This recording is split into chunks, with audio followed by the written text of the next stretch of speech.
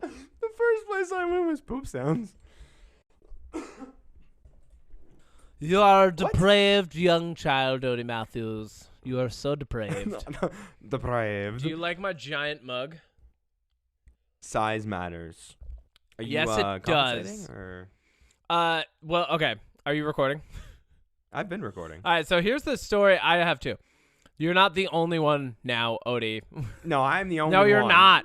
So, I've moved into the lower level of mi madre's casa, right? I've got a nice little room. I got a little common room for myself. I got a bathroom down here. The only thing I got to share is a kitchen. It's beautiful. I've got my own little apartment. That's actually not bad. It's not bad at all. That's not no, bad I love at all. it. But when I first moved in, I was like, all right, well, I'm not taking a lot of my I didn't take any mugs from the apartment, right?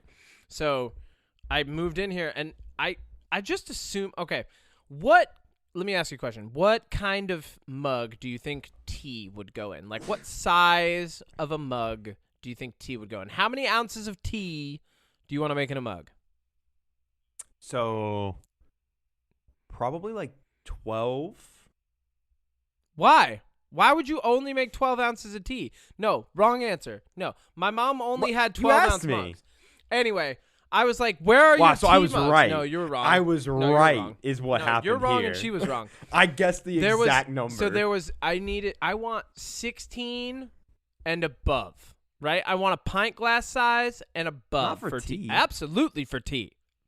No, for coffee? No, yes. Tea, coffee is 12 for me. I'm the opposite. Coffee is lower, right? Really? Because I don't want a ton of caffeine. Tea is higher. I want more tea. I want to sip on it longer. I want to put honey in it. I want to really have fun with my tea. I want to have a lot of tea. So anyway. I don't like a lot of teas. That's part of it. Well, that is part of it, I guess, then, huh? I guess but anyway. But I was still right. So for my cast gift, you're getting gifts backstage. We were putting on the Addams Family musical, and my mom gave me an opening night gift and some flowers and stuff like that, and I opened up the gift and this giant Size Matters mug is in there, and I know exactly what it's for. It's for the tea. But also because my mom knows that I carry the genetics of both sides of my family, and we hung, baby. Can we skip Who knew that we would begin this podcast with a dick joke? You did when you picked out that mug and asked me if this I saw mug it. is both a dick joke and a proper tea mug. This is like 30th. It's neither of those things.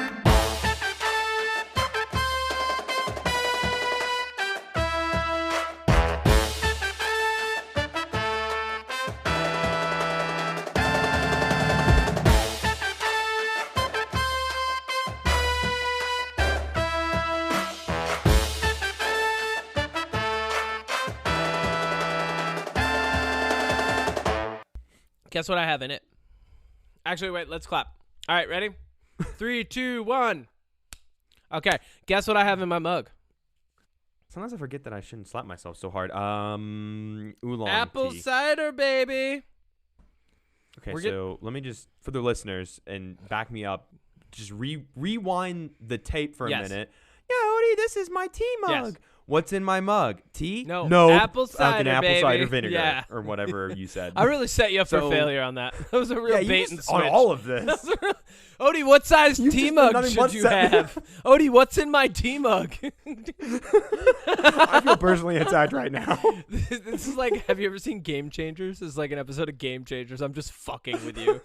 I'm like Sam Rieger. I'm just fucking with you the whole time. You're that would make you Brendan Lee Mulligan, and I'm Sam Rieger.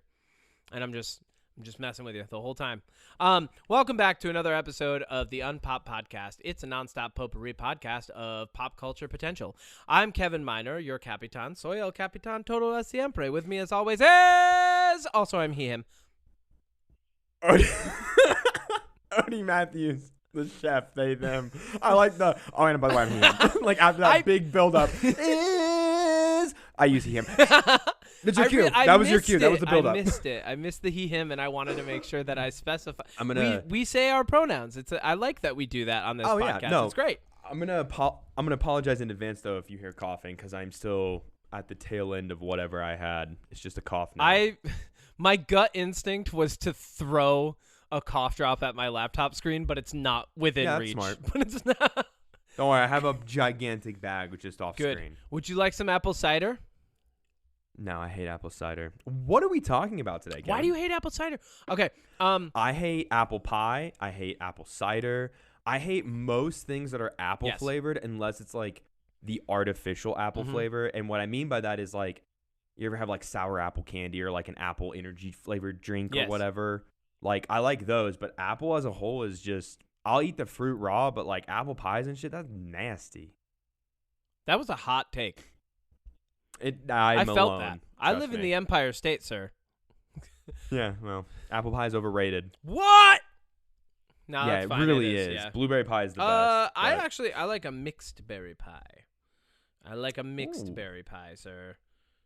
Sir? Mixed berry. Okay, I know you're they them. Can I ask you just like, is sir cool? Like, is there? I have no idea. What title? Do you want Zer? Like ZYR? No, so Zer. Or yeah, XYR? Age of the Nine. So we've talked about the gender neutral like sir, ma'am, and I think it's really dumb. I use sir and ma'am. I use both. Oh, okay, cool. Because in the group of people out here, funny enough, Goose is known as the dad, and I am known as the mom because I'm always cooking food and making sure everybody is taken care of, which is super ironic. So I use ma'am and sir. Yeah. All right, cool. Hey, before we get on to our topic, I just want to share this with people. So I downloaded Snipped, and I want to share this with you again. This is so funny. So Snipped is a new podcast playing like option, right? It's like Podbean. It's like Apple Podcasts, right? It's its own little app. It costs $80 for the year, and I think it's actually kind of worth it. You can run AI processing on your podcast, and it'll scan the audio, and it'll come up with different segments. It'll actually break the show into how many segments it thinks it has. Oh. This one went up to... Ours is just one giant segment. This one went up to 6, but then there's like 6.1, 6.2. You know, there's 5.1, 5.2. So I just want to read you some of the funny things that AI thought that we were talking about on our podcast. Oh, I love it. So here's how our most recent episode of our podcast, the AI has described it thusly. Introduction, 2 minutes. Surprising drag performance and impressive skills, 2 minutes. Pop culture potpourri, Dune movie, and second screen viewing, 6 minutes. Doom? When did we talk about Doom? No, Dune. Oh, Dune. I was like, what? Opinions on plot and dialogue, 5 minutes. Disappointing Hunger Games prequel movie, 4 minutes. Yep. Disappointment with a book and polarizing conversations about an artist, 23 minutes. What was that? In this chapter, they discuss a book written in 2020 that serves as a prequel to a popular series. They express their disappointment with the book, stating that it feels like an afterthought with many plot holes. They also briefly touch on the topic of Taylor Swift being the most streamed artist in the world and the polarizing conversation surrounding her. Oh my God. And then 6 just breaks up into these segments. Discussion on a disappointing prequel, debating the actions and popularity of a famous artist, discussions on the biggest and Taylor Swift's diehard fans, the dark side of fandom and personal music preferences, extreme positions, and the duality of favorites and bests, opinions on movies and cultural balance, movie watching plans, album recommendation, and anticipation of hate watching a new movie. Hate. The I was movie, like, the hate watching a new movie. The one with Ted Cruz and Ben Shapiro. Lady Ballers. Oh my God. Do you want to know the sad thing about the Lady Ballers movie that I discovered? What? That it exists? There's people out there that actually like it, apparently. You knew. Come on, you knew. No, but like there is a market for YouTube. everything. Have you heard of the Critical Drinker? No. Oh, wait, yes. He's bad. Yeah. I didn't know anything about him, but YouTube heard us talk about Lady Ballers, so it recommended me his review, and I was genuinely surprised. when he was like, yeah, some of the humor's actually pretty funny. And I'm like, no, That's okay. It's not. Okay. That's pandering, right? Let's be real. That's pandering, too. Right? Yeah, he felt like he was like very much. He didn't like it, but he wasn't gonna say he didn't like it. I feel like that's pandering, so he doesn't just get like hate blasted by alt-right idiots. Anyway, okay, so our topic today has nothing to do with any of that stuff. We're talking about Studio Ghibli films. Yes, specifically, yes. Right? We agreed. Okay, cool. I just want to make sure, because if you had anything else you want to talk about, I was going to say, get it out of the way. We're specifically talking about Hayao Miyazaki. Yes, we're talking about Hayao Miyazaki and the Studio Ghibli films that we love, just stuff like that. I saw The Boy and the Heron, and I'm going to save that for later in the conversation. And I am going to go into spoilers if you're cool with it. Are you cool with it? Yeah, I mean, I definitely want to see it, but I don't think it's one of those movies that. Let me ask you this question genuinely. Hit me. If you spoil it, is it going to affect my viewing my viewing at all? I don't think it'll affect your viewing pleasure, because I think it's confusing. Like, and cool. Everybody I was in the theater with thought it was confusing. I gotta go see this weekend. It's very like, I'm interested. You can tell that it's like a beautifully crafted film, and they put a lot of thought and care into it. But ultimately, I think the structure of it kind of just falls apart. I'll get to that later. Anyway, so I went to the movies this weekend. Did you go to the movies? You saw Godzilla, right? Okay. Yes, and also I want to talk about at the very end something about the movies that I'm doing next year. Okay, cool. And I want to talk to you about it. So yes, but yes, I did. Okay, so you went to the movies. I actually had a whole movie day. I was like super sore. I was tired. I was like, it was perfect to just go down. I went down to Crossgates, which is like a bigger mall around here, and saw Waitress, the musical. But I saw the Fathom Events presentation of it. First off, I love Fathom. That musical is amazing. I didn't cry, but I definitely teared up, right? Like Nice. no full on cry, but definitely a couple tears. It's very touching. It talks about like adults making bad decisions. Like the whole plot is, this waitress, she works in a diner. She's really great at making pies. Everyone kind of like, things are relatively honky-dory except for the fact that her boyfriend's a piece of shit and, could abuse her at any given moment. She's kind of afraid of him, and then she's pregnant, right? So that's the plot. That's the first 3 minutes of this musical, right? So I'm not giving anything too crazy away. The end, and not to give away exactly how it happens, but the end actually, I kind of want you to watch this, Odie. I feel like you and Goose might really, I feel like you might really like this. How could I do that? I don't know. I'll figure it out for you. The end of this musical, if it's a Fathom Events, then it's probably gonna have like a video presence somewhere. As I say, yeah. So the end of it, she says goodbye to her piece of shit husband. He gets escorted out of the hospital, right? And then she's got this guy that she's been having an affair with. And instead of being with him and doing the happy together ever after ending, she makes an independent decision and says goodbye to him.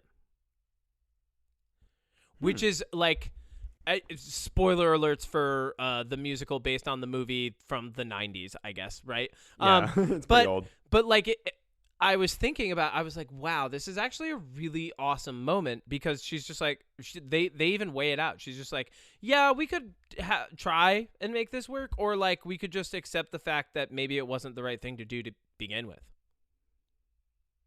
It was really good. I really like stories that end in a way that feels real, kind of grounded. Yeah. Real. Like I like when.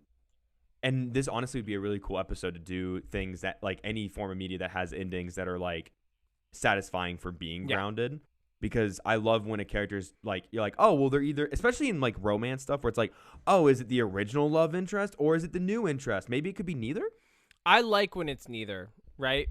Me too. Going back to something that we reference all the time, I love the hug at the end of Rogue One. I was like, yes, thank you, no kiss. That is so good. Thank you, no kiss. There was no romantic tension, and you didn't go for the trope moment. I loved that. Okay, so hit me with your thoughts on Hayao Miyazaki and Studio Ghibli films, and I'm gonna let you craft the conversation all the way up to the point that we're talking about the new one. Well, I won't have much. So I have only to this day seen 3 of his films. So Name I them. am very recently going to be going back through his filmography, which is why I mentioned I'm going to watch, I think we're going to watch Princess Mononoke. Mononoke tonight. And then The it's best one. Porco Rosso is the Porco Rosso. Porco Rosso, which is 1930s biplane pilot from World War I, gets turned into a pig, voiced by Michael Keaton. Yes. Like, coming off of Batman? Yes. How did I not know about It's amazing. this? So, I have seen Howl's Moving Castle, Ponyo, and Spirited Away. And I will say that Spirited Away is quickly becoming just one of my favorite movies. Yeah, it's really good. Love that movie so much. And I love the English dub because it's the voice of Lilo from Lilo and Stitch. And yeah, so we watched Spirited Away. There is a stage adaptation coming to HBO Max at the end of December. That'll be cool. Over in Japan, they put on a live, and I've seen some clips from it, and it looks like it's a stage presence. So like, I think that that's the right way to do that. I'm okay with if you turn something into like a play. Because then it's like, well, obviously you're not going to do the special effects. Like, I feel like it's easier. Live action adaptations in that sense, I'm a fan of. It's really funny that you say that because a friend of mine sent me a new musical that's being written right now. I kind of know the ins and outs of it, but it's called Epic, and it's about the Odyssey. And she sent it to me. She's like, this is totally up your alley. It's called Epic. It's about the Odyssey. I was like 5 songs in, and Athena was talking to Odysseus, and I was like, yo, they haven't even made it to Polyphemus, the Cyclops, yet. Like, we aren't even past the Lotus Eaters. How many songs is this going to have? And then I checked it, and, like, at least the version, the playlist that's on Spotify, only goes up to them defeating Polyphemus right now, which is totally fine, but I thought that it was, like, the whole story, and I was like, they're going to end there? Like, that's the inciting action of the entire thing, right? It's the Odyssey. Like, and I was like, I was like, how are you going to make a stage production where they end with him killing Poseidon's son, right? How are you going to do that? Yeah. And then just like, just be like, and that's it. Here's the final song. We killed the Cyclops. I'm like, no. There's so much more. He has to go all the way back to Ithaca. And then Athena shows up at the end. We have a proper Deus Ex Machina. They turn into pigs on an island. I was like, in my mind, like I was like, there has to be more. But also, how are you going to do that without making a 5-hour-long musical?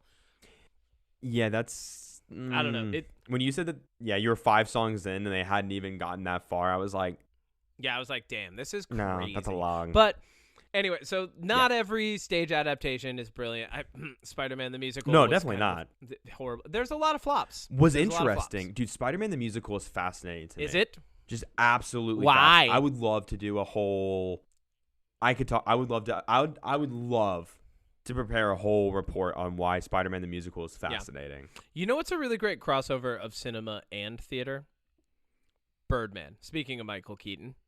That's a really good crossover. Anyway, okay, so back to Miyazaki. Back to so yeah, I really love Spirited Away. Okay. I think that is just through and through just like a really good story. And we were rewatching it literally last night, and I noticed, and I think I'm curious now going through and watching all his films if this is going to be the case, but like in Spirited Away, there wasn't a single character where I was like, oh, fuck you, dude.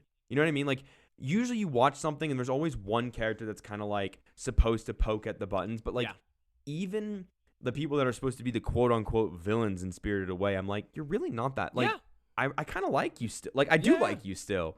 Especially No Face. Like, I never once think he's a villain, even when he's doing villainous things, because he's just misunderstood. Yeah, I was gonna say, I don't think No Face is like an active villain, right? No Face is just he eats a couple people, threat. but then eats it and then spits. Well, them yeah, off. No Face is just a threat, really, is what I think, Yeah. right? You know, he's not really a threat either. He's just lonely. Well, and that was I think the point of Ghibli films is to have a little bit of simplicity, right? I mean, you haven't seen My Neighbor Totoro, but like it's on the list. The real tension of that movie is not high tension at all. Like, even like while you're watching it, like, and I remember the first time watching My Neighbor Totoro, I did not get it.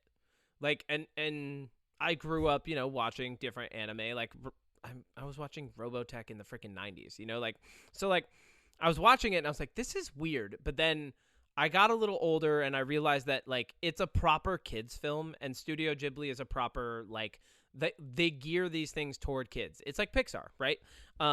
Yeah. So like in that, I went back and I watched it kind of with that lens of like, okay, well let's see what there is for like a kid in this, and like my inner kid, right? Like the little Kevin inside of Kevin, little Kev, really enjoyed it when I went back and watched it again. Yeah. And really like it just put like a very peaceful smile on my face that wasn't like looking for anything else. And I think that's mission accomplished for them, right? Like they're just looking to help you maybe sort through some negative emotions that you might identify with in the protagonist, right?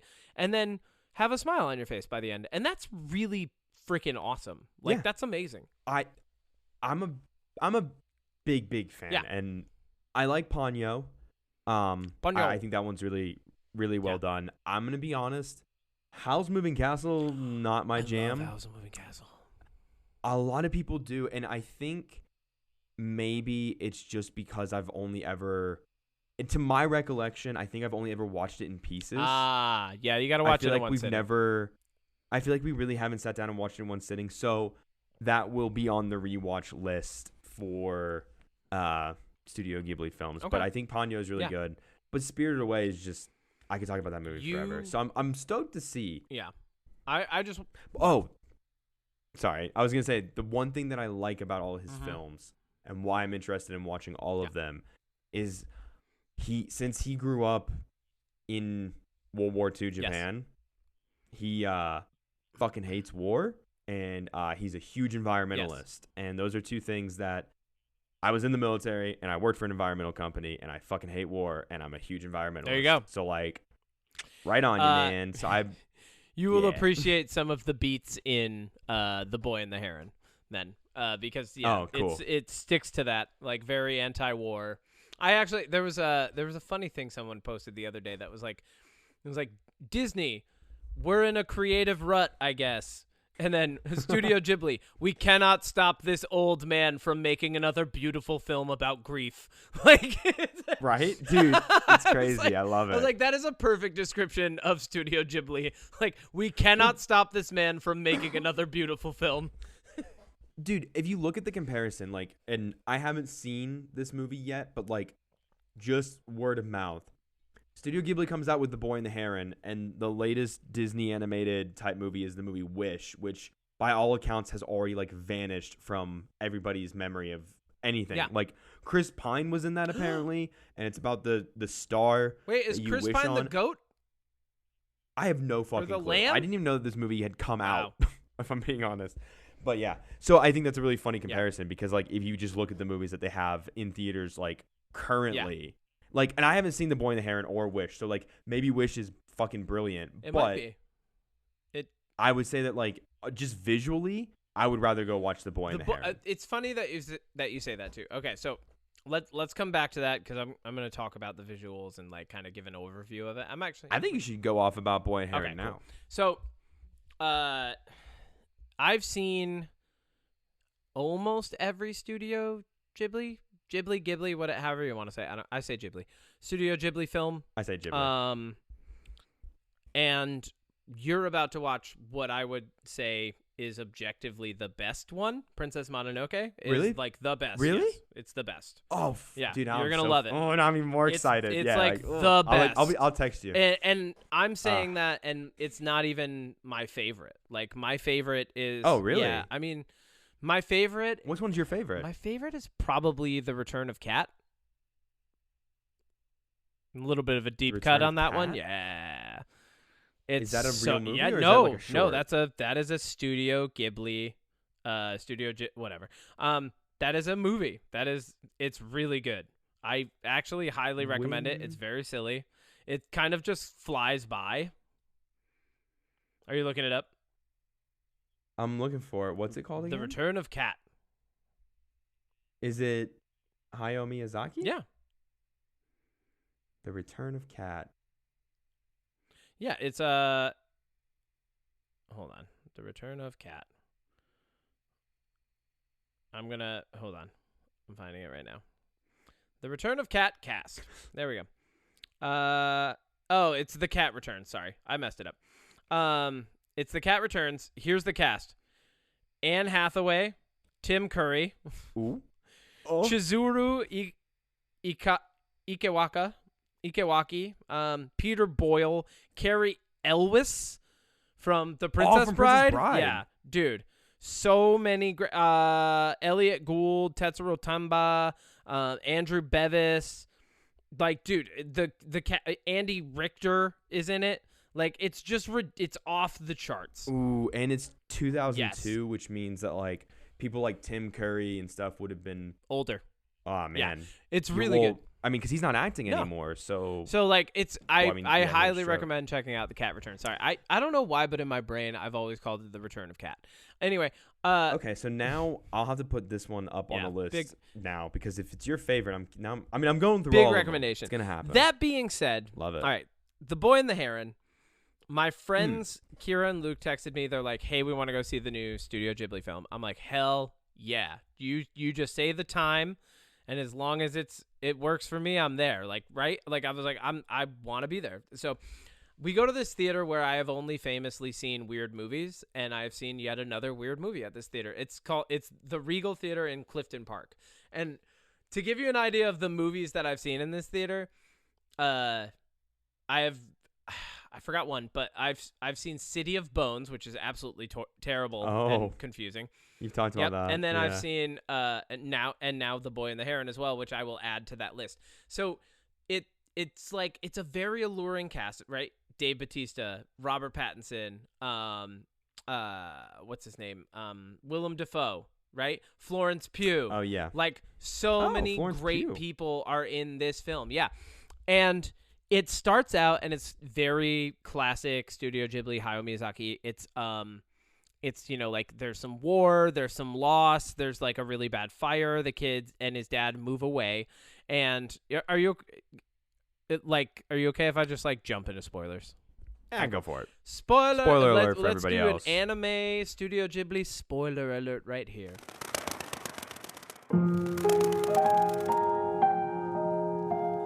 Hey, look at the spoilers.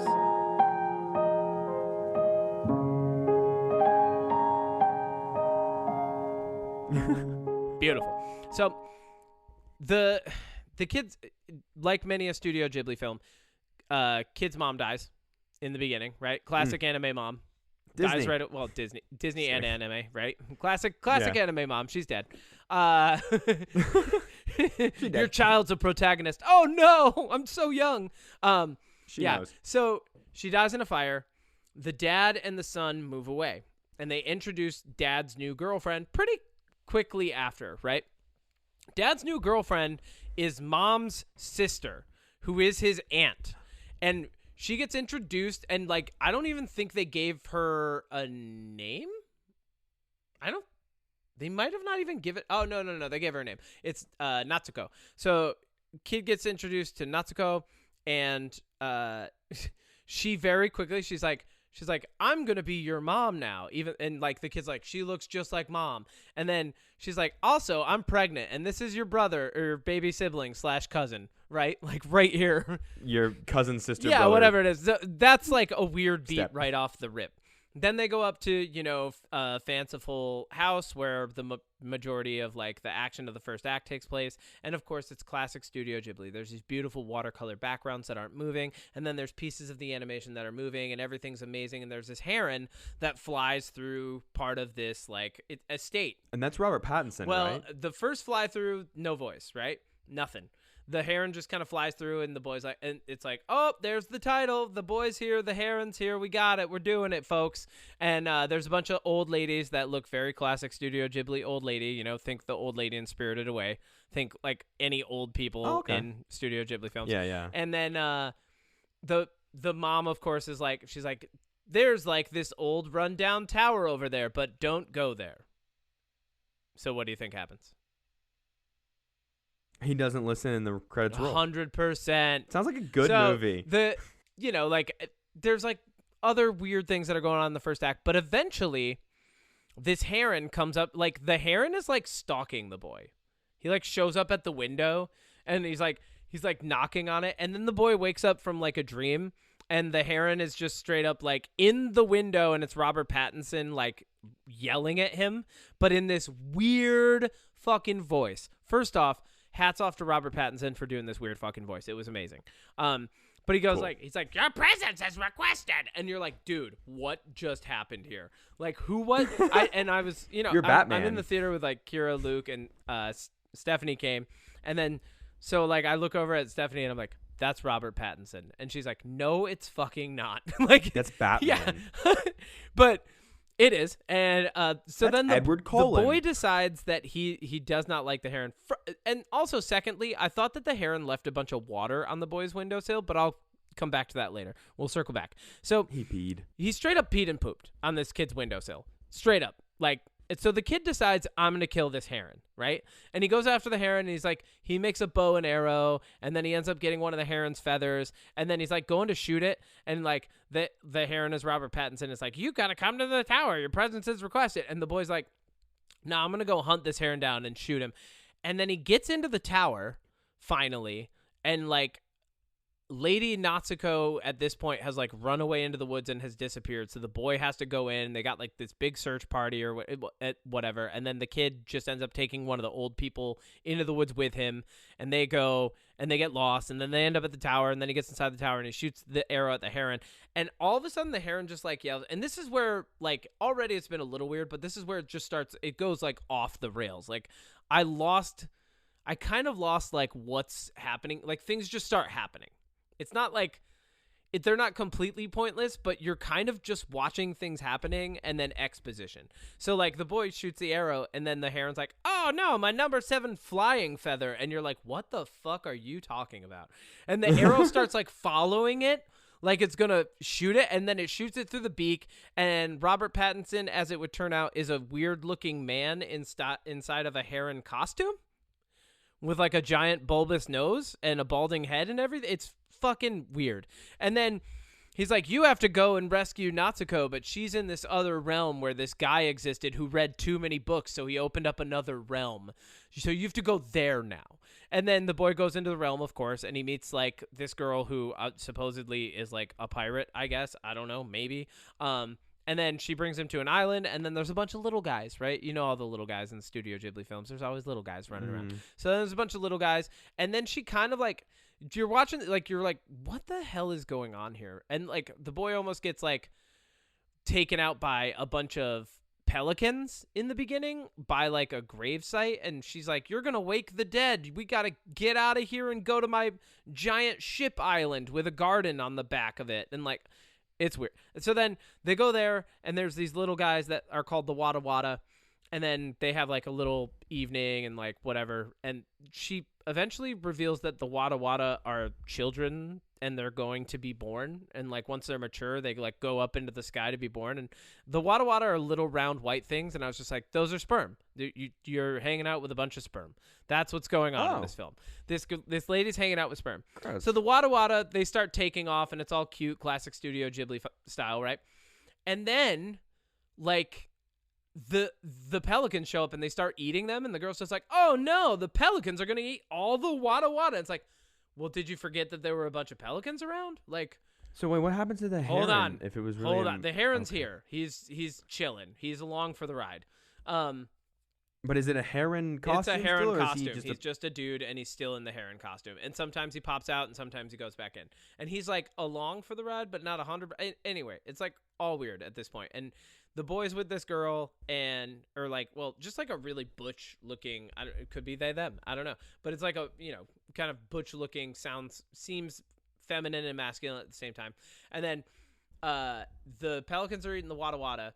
But then, like, all of a sudden, fireworks start going off, and it turns out, like, and she's like, oh, that's Lady Hime. She launches fire and makes fireworks. And it's like, okay, this boy's mom died in a fire. That's obviously the boy's mom. And then, like, it starts lighting the pelicans on fire, and one of them falls down onto the ship. And lo and behold, it's, why did I lose his name again?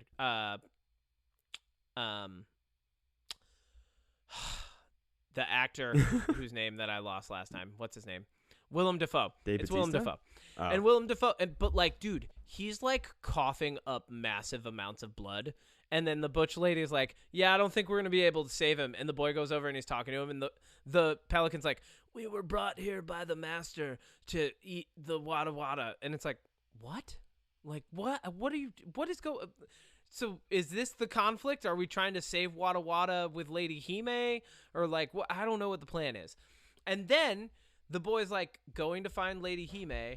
And he's like, I need to go find Natsuko. And they're like, all right, I guess we got to go find Natsuko. And then they bring him to this other place where Natsuko is. And they're getting closer to this like sorcerer, wizard dude, whatever. This dude who read too many books, who looks like he should be in a Dragon Ball Z film.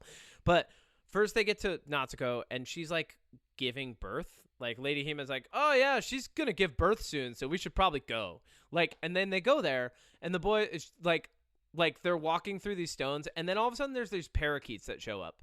And like the parakeets are human-sized, and they're like, oh yeah, those parakeets totally will eat you. They'll eat anything. Like they'll eat people, they'll eat each other. It's Skull Island. It's nuts. Yeah. So then the parakeets but they're like gigantic parakeets, right? And then the boy like kind of stumbles upon a door that might lead back to his world. And then Lady Hime comes out and she's like, don't let go of the handle on this door because then you'll get lost in the real world and you'll never be able to find the door again. It's like, all right, well, that's a weird rule, but thanks for telling us.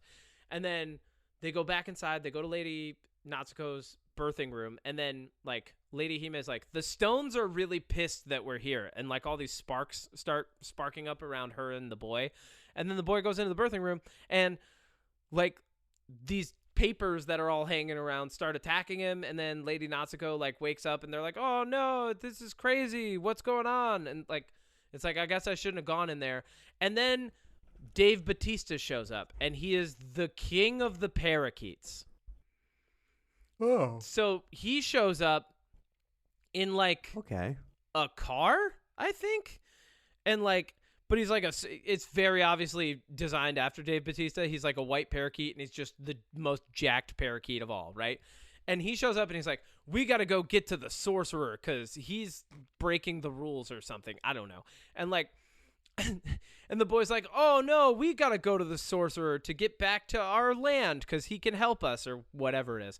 And then they go up there and Dave Bautista has these two parakeets with him who should have had names because they're with him and they climb up this giant tower in the other world. And they're up there with Dave Bautista and they're like, is this paradise? Like they're in this like giant lush garden area. And like Dave Bautista's just on a mission. And like, they're like, I think this is heaven. We should definitely tell the others what this is like. And you're like, dude, this is the saddest thing I've ever seen. These two parakeets are either going to get lost up here or die or something. I don't know what's going to happen. So the boys are going to get lost. Yeah. So the boys up there, they eventually get to the old man and like there's a little bit of like trouble with the parakeet king, but ultimately they get to the old man.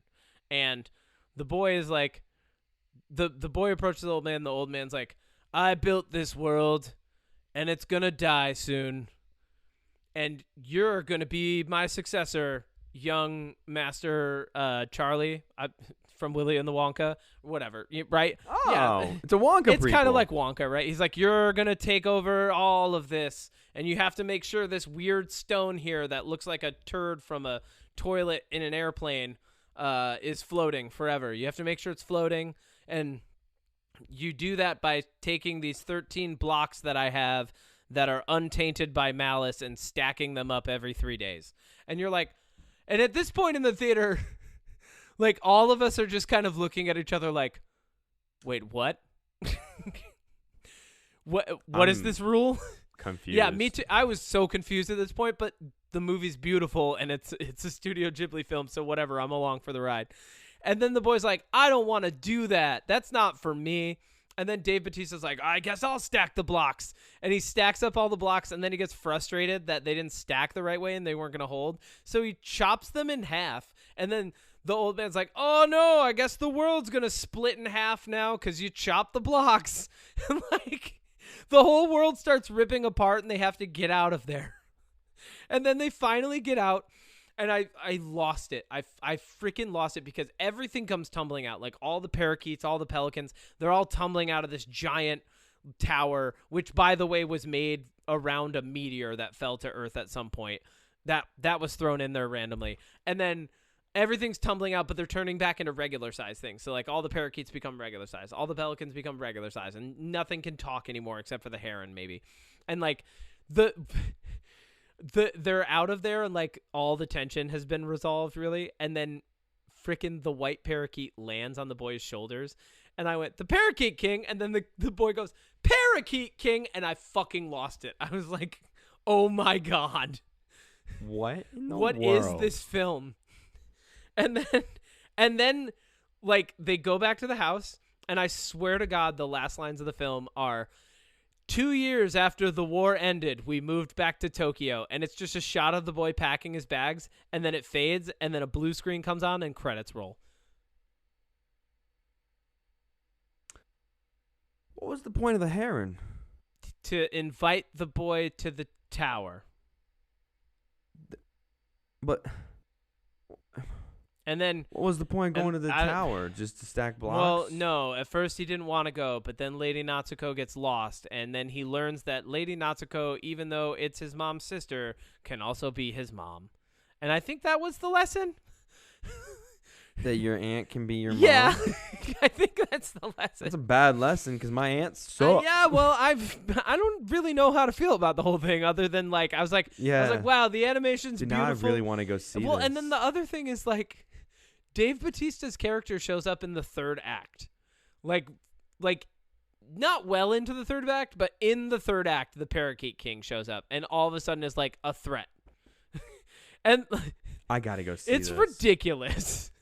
And so I left the theater. I'm so all curious. of us were just like, all of us, and like Luke and Kira have seen every Studio Ghibli film, and all of us of various immersions into Studio Ghibli and Hayao Miyazaki culture, we're all like, what was that really about? Like, I get that it's about grief. I get that it's about remorse. I get that it's about losing your mom and like finding love and life beyond that, regardless of who it is. I get those things, but why the floating rock that looks like a space turd from an airplane? Why the blocks stacking 13 of them up every 3 days?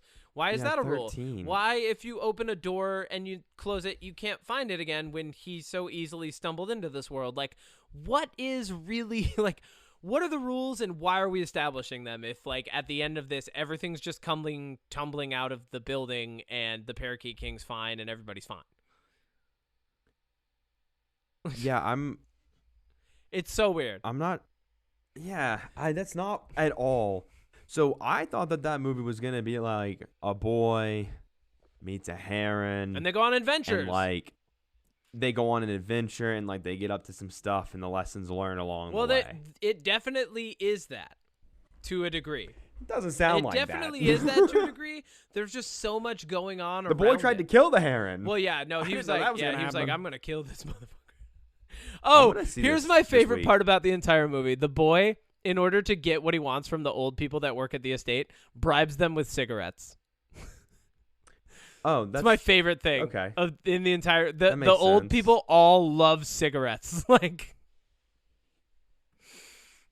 really just fascinating. it's so freaking. I was like I was dumbfounded, but at the same time, I was like, it was a really beautiful film. Like, I've never. I got it. And yeah. also, like, I feel like had the tempo of it been any slower, I would have hated it. I would have been like, this was bad. But the tempo kept up so well that it was the redeeming quality of the film. Like, things I do just feel like Studio Ghibli's movies have a good tempo. and like things just kept happening. Like, there wasn't enough time for me to really digest my questions before we had moved on to the next. You know, like so I was just sitting there in a state of like awe and bewilderment and confusion, and just going, what? Like, wow. They really made another film. Like, interesting. And the last one too. is it the apparently. last? It's his last. He's like 80-something years This old. is, I swear to God, he like had a fever dream, and like This is the one to go and out like on. described the plot to the best of his ability to people, and they were like, "So you want the boy and the heron to go on an adventure?" And he's like, "No. The sorcerer is summoning him." And they're like, so the sorcerer's summoning him and the heron's going to help him. He's like, no. He's going to meet a pirate. A pirate. And a parakeet. Yeah, but look out for King Parakeet. He's going to fuck you up. He's Dave Bautista, on your shoulder. and he's going to fuck you up. Can we get Dave Bautista? and honestly, the voice cast all do an amazing job. It's just like as you're watching it, you're like they give you pieces of information that make you go, "Wait, what? Wait, why is that the rule?" It's funny you mentioned the English voice cast because I read an article because we were curious hit me with it. if he had any say in the English voice casting because Yes. Typically like with animation that comes from overseas, like it goes to a studio and that studio has a set of workers and then those workers but I was pretty sure, and obviously we already know, like he was highly involved, so much to the point where he actually said in an interview once that he prefers the dubs of his movies over the subs of his movies because the English voice actors have just been so incredible. You gotta love those takes. Like what an amazing thing to say. And yeah. And also like maybe mention that you love them both, but that you prefer the experience of the English dub actor, so you don't make your sub people feel bad. Like, well, he's not making movies, I know, so maybe but he doesn't give a shit. He's just brutally honest. He's like, yeah, those Japanese actors are okay, but the English actors, they're great. Amazing. But I mean, so I actually was thinking about that, and I was thinking, it's probably because the English versions of his movies reach a wider audience, because I understand that there's going to be diehard fans out there that will watch the ones with subtitles, no matter what. But when you think about the normal viewer, and they're probably going to watch the dub, but then I was like, well, over in Europe, a lot of those countries, they speak, like, it's not their primary language, but a lot of people over there will understand English, so they can watch and consume a lot of American English content. Yes. So I was like, it kind of makes sense that maybe he would prefer the English cast because it reaches, I don't know. I mean, I know they dub over in other countries too. Like there's a Portuguese edit of Spirited Away. So that was my hypothesis. Well, and then like after, I mean, after the era where, Porco Rosso and My Neighbor Totoro, Ponyo, Howl's Moving Castle, Kiki's Delivery Service, Spirited Away, Princess Mononoke, The Cat Returns, like after that era of just all these amazing actors and like what a great time. I'm sure like when Studio Ghibli's like, we're making a film, like the dub squad is already like, you can have whoever you want. Like get whoever you want. We don't care. We'll pay. Yeah. You just, you get them in there and I'm sure anybody will work with you. Like, and it's honestly. proof, look at all the actors that did this film. I mean, and okay, here's another thing. Willem Dafoe's character, the Pelican, and I really I had to go back to this real quick because it really disturbed me. He's bleeding a lot, like profusely. The entire time he's talking, he is in the process of death, and he is bleeding all over the place. It is ridiculous. Like I cannot tell you a lot of blood. How ridiculous dude, it's too much. Like it's more than him.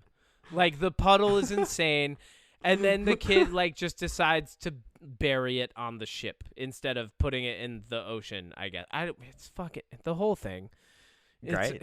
I cannot wait to watch this movie. I can't wait for you to watch it and for you to get to King Parakeet and be like, dude, where'd this guy come from and why is he such a menace immediately? Like it's just like Dave Bautista just shows up and he's like, I'm going to fuck shit up. I'm pissed at this wizard. We're taking control of the world. Like, you're like, God damn, there's an uprising plot in here. Like, there's a whole subplot that doesn't get touched on until Dave Bautista shows up.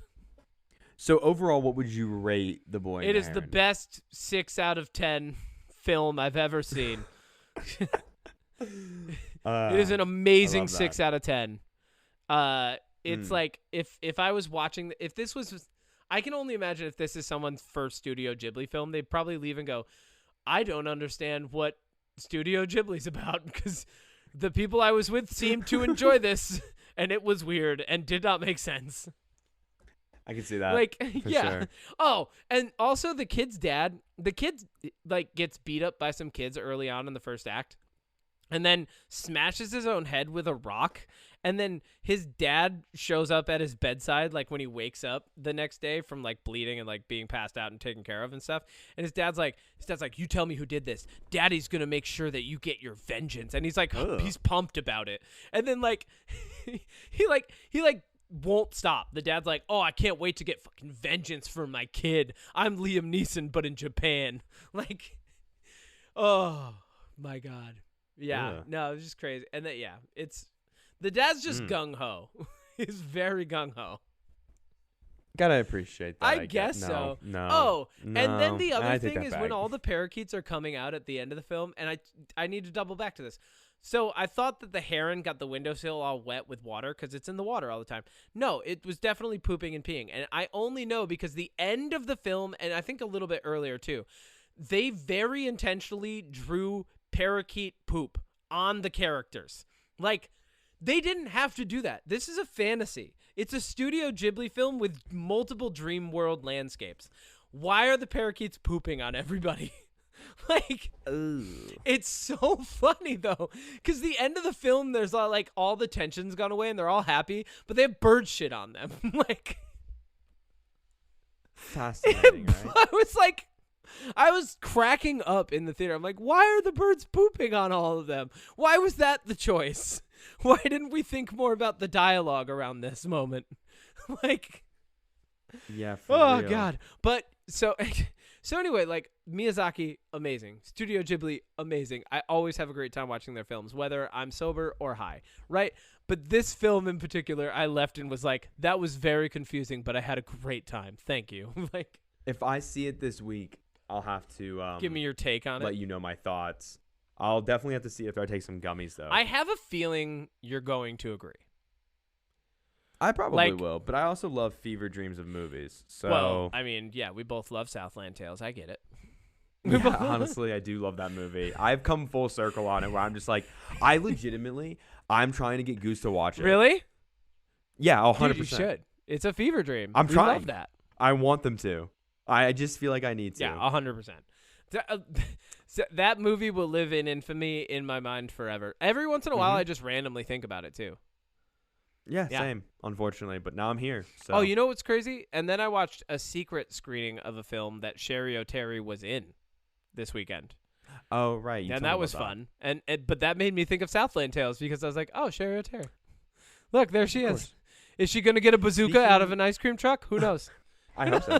Speaking of Southland Tales, though, not really. But not to end this abruptly, but what is your jam? Let's do jams. Because I'm cooking a romantic dinner with a romantic fire. And then watching a romantic My movie. jam just came out this week. It's Unprocessed has a new album out. I don't know if you've ever listened to Unprocessed. I am not. Amazing. I'm going to send you a picture.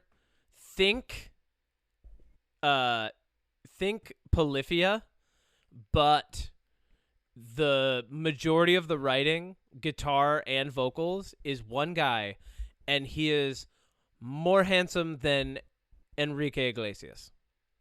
Oh, so it's like Bleachers. One guy. Mostly. There's other musicians in the band, but like you can tell he's doing a lot of like the writing and the structuring for the songs.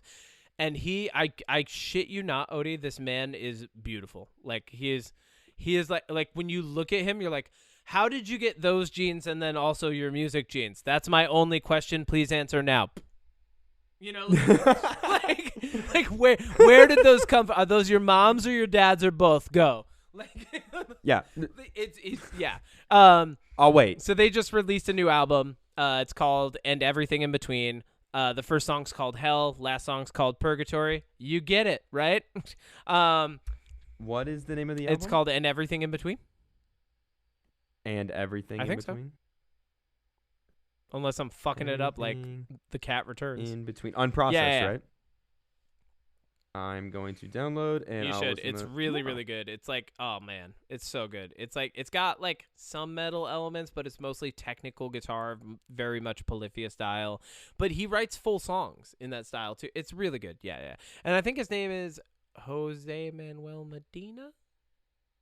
I'm looking forward to checking it out. I've been checking out so many new albums. I'm I'm loving it. Super handsome dude. Also, my jam is not Monarch. I stopped watching that. I could not get past the 3rd episode. I apologize. So you're done?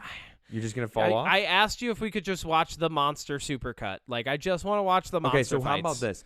I'm gonna keep watching it begrudgingly because I don't think it's good now. But I think it's gonna get better. So I'll tell you what. If I'm like, hey, tell me when it gets better, and I'll 7, just jump in. I was gonna say, how about you jump in episode 7? Here is the 3 sentences of information you need to Yeah, know yeah. because they don't cover a lot of plot. No, they don't. No, it's like, dude, I watched a whole episode and I felt like nothing fucking happened. And they did the classic scene where it was like, we didn't get the budget that we wanted. We got a blank check. All of it. I was like, you suck. Dude. Why did you write that? Like, you would never even do it So that way. You would dumb. come running in with beer bottles, being like, "Holy fucking shit, we did it! We're unlimited funding. Like, let's go buy an island. We're never gonna die." I invested in crypto. I don't even know what that is yet. It's the 50s. I started Apple. Yeah, right. No, Fucking A. But that, and so in lieu of that, I've been my jam this week is also anime. Real quick, I'm rewatching Samurai Champloo. It's my favorite anime. It's the best anime. This. I'm on episode 6 out of 23. I can't wait to get to 23 and cry. I'm like, it's so good. Mugen, Jin, Fu, they're like 3 of my favorite characters ever. They're so good. I really identify with Mugen. I think like I'm a very positive person on the outside, but I'm definitely always testing myself and like looking for something to prove, you know? So like I very much identify with that character. He's like very Ronin like, and like he'll like listen to people and he kind of learns technique, but he's all like, I want to kind of figure out how to do my thing. Yeah, it's amazing. What's your jam? I put that on my Crunchyroll watch list, and I'm actually looking forward to that. You also reminded me there's a show on Netflix that I want to watch called Blue-Eyed Samurai that's apparently really good. I did hear that was good. Yes. But my jam is not that. It's an album I told you to listen to called Maps. Yes, I did not listen to it by yet. Billy Woods and Kenny. I think it's either Siegel or Seagal, depending on how you pronounce it. Let's say Siegel. Look, this is not a typical album that I would probably recommend or listen to, but it's very like, I don't know, man. Like it just hits. Okay. Like I think it's really good. It's a very abstract album.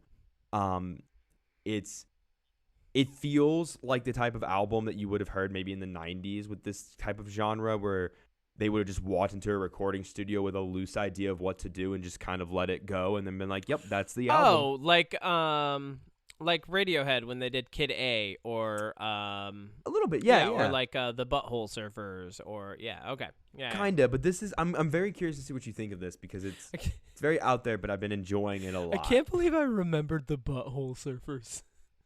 I don't know that one, but I know the Radiohead reference. The Butthole Surfers was such a funny band. I don't know. They Butthole were Surfers. popular enough. They were believe not. that. I wouldn't say that they were popular. They definitely were like a one-hit wonder, but they had some good cult songs. Anyway, and then my other album that I've been listening to is Lucid Dreams from The Boy with the Uke. Yeah. Really been fucking with that. Boy with the Uke is really good. Yeah, I really like him. I love that. One last little tidbit. Okay, so not next week. We're not reviewing the year, right? Or are we doing that next week? Do you want to do that next weekend? Like review the year in movies? Or do we wait until after Christmas because we might see movies around Christmas? Oh, yeah. Aquaman 2 might end up being like the best movie of the year. Yeah, no, we can do it next week. Perfect. Ba ba ba ba ba ba. That's it. Because then we said that next weekend and then.